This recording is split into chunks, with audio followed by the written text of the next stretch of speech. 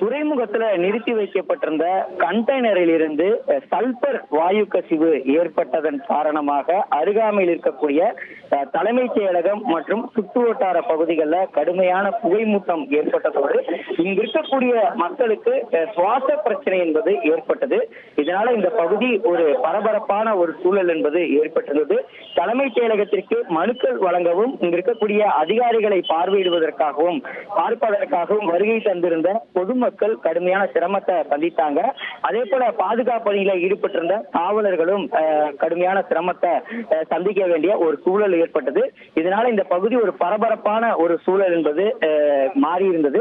இப்படிப்பட்ட நிலையில தான் காற்றுல என்ன பாதிப்பு இருக்கிறது என்பது தொடர்பாக அவ்வப்போது தொடர்ந்து மத்திய மாசு கட்டுப்பாட்டு வாரியம் மற்றும் தமிழ்நாடு மாசு கட்டுப்பாட்டு வாரியத்தின் தரப்புல அங்கங்கே அந்த சுற்றுச்சூழல் சூழல் தொடர்பாக காற்றினுடைய தரம் குறித்து ஆய்வு நடத்துவதற்கு ஆங்காங்கே அதற்கான கருவிகள் பொருத்தப்பட்டிருக்கின்றன. அந்த கருவிகளுடைய தரவுகள் அடிப்படையில தற்போது காற்றுல வாயு கசிவு கலந்திருப்பது தெரிய வந்திருக்கிறது.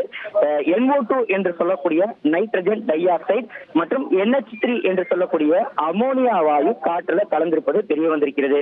வழக்கமாக சென்னையை பொறுத்த மட்டும் பார்த்தோம் என்றால் காற்றுல நுண்துகங்கள், அதாவது PM2.5 மற்றும் PM10 என்ற காற்றில் நுண்துகள்கள் தான் கலப்பது வழக்கமாக இருந்து வருகிறது. அதே போல் காற்றினுடைய தரக்குறியீடும் பார்த்தோம் என்றால் வழக்கமாக இது போன்ற கோடை காலங்கள்ல மிதமான என்ற முறையிலும் அதே போல சுவாசிப்பதற்கு உகந்த முறையிலும் இருப்பது வழக்கம். ஆனால் இன்றைய தினம் பார்த்தோம் என்றால் காற்றுல இந்த வாயு கசிவு கலந்திருப்பதன் காரணமாக ஒரு சிலருக்கு பாதிப்பு ஏற்படுவதற்கு வாய்ப்பு இருப்பதா தற்போது மாசு கட்டுப்பாட்டு வாரியம் கருத்துக்களை வெளியிட்டிருக்கிறாங்க. தற்போது தலைமைச் செயலகத்தை உள்ளடக்கிய சுற்று வட்டாரத்துல PM2.5 PM10 என்ற வழக்கமான நுண்துகள்கள் மற்றும் NO2 NH3 வாயு கலவைகள் காற்றில் கலந்திருப்பது என்பது தெரிய வந்திருக்கிறது. வழக்கமாக காற்றில் நுண்துகள்கள் மற்றும் கண்டறியப்படக்கூடிய நிலையில் வாயு கலவை தற்போது பெரிய அளவுல பாதிப்பாக இருக்காது. தற்போது வாயு கலவையும் வாயு கசிந்திருப்பதாக தகவல்கள் என்று வெளியிடப்பட்டிருக்கிறது.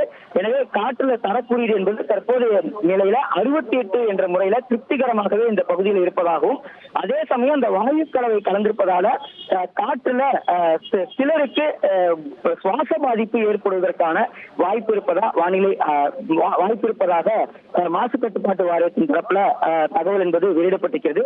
குறிப்பா இந்த சல்பர் வாயு கசிவு காரணமாக சுமட்டல், வயிற்று வலி, கடுமையான வயிற்றுப்போக்கு மற்றும் வாந்தி ஆகியவை ஏற்படுவதற்கு வாய்ப்பு இருப்பதா மருத்துவ வல்லுநர்கள் தெரிவித்திருந்தாங்க.